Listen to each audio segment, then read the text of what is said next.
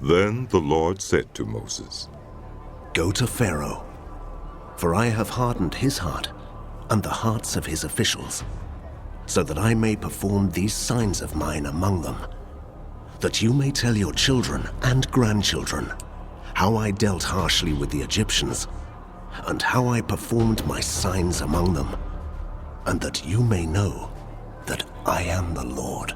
So Moses and Aaron went to Pharaoh and said to him, This is what the Lord, the God of the Hebrews, says.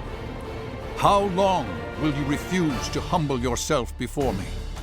Let my people go, so that they may worship me.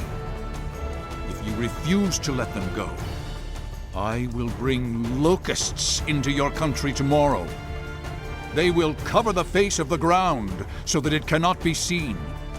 They will devour what little you have left after the hail, including every tree that is growing in your fields.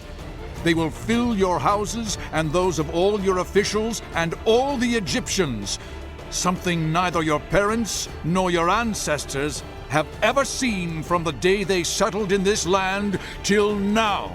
Then Moses turned and left Pharaoh. Pharaoh's officials said to him, How long will this man be a snare to us? Let the people go, so that they may worship the Lord their God. Do you not yet realize that Egypt is ruined? Then Moses and Aaron were brought back to Pharaoh. Go, worship the Lord your God. But tell me who will be going. Moses answered, We will go, with our young and our old, with our sons and our daughters, and with our flocks and our herds, because we are to celebrate a festival to the Lord. Pharaoh said, The Lord be with you. If I let you go, along with your women and children, clearly you are bent on evil. No, have only the men go and worship the Lord, since that's what you have been asking for. Then Moses and Aaron were driven out of Pharaoh's presence. And the Lord said to Moses, Stretch out your hand over Egypt, so that locusts swarm over the land and devour everything growing in the fields, everything left by the hail. So Moses stretched out his staff over Egypt, and the Lord made an east wind blow across the land all that day and all that night.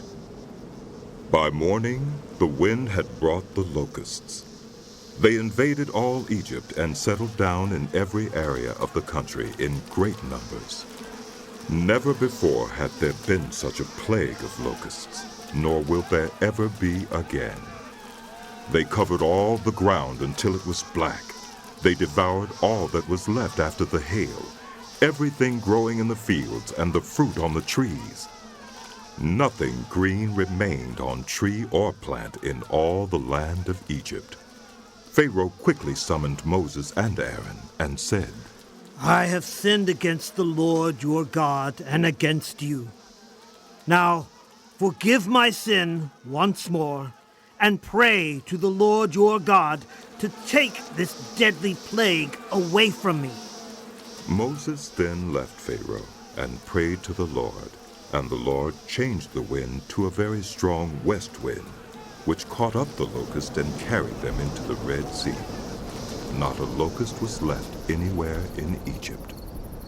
But the Lord hardened Pharaoh's heart, and he would not let the Israelites go.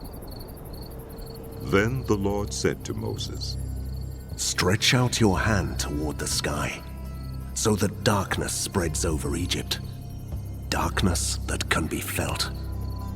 So Moses stretched out his hand toward the sky, and total darkness covered all Egypt for 3 days. No one could see anyone else or move about for 3 days. Yet all the Israelites had light in the places where they lived. Then Pharaoh summoned Moses and said, Go, worship the Lord. Even your women and children may go with you. Only leave your flocks and herds behind. But Moses said, You must allow us to have sacrifices and burnt offerings to present to the Lord our God. Our livestock, too, must go with us. Not a hoof is to be left behind. We have to use some of them in worshiping the Lord our God, and until we get there, we will not know what we are to use to worship the Lord."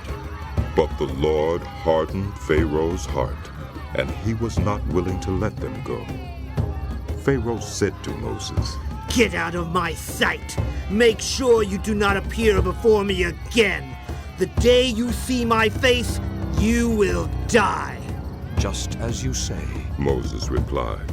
"I will never appear before you again."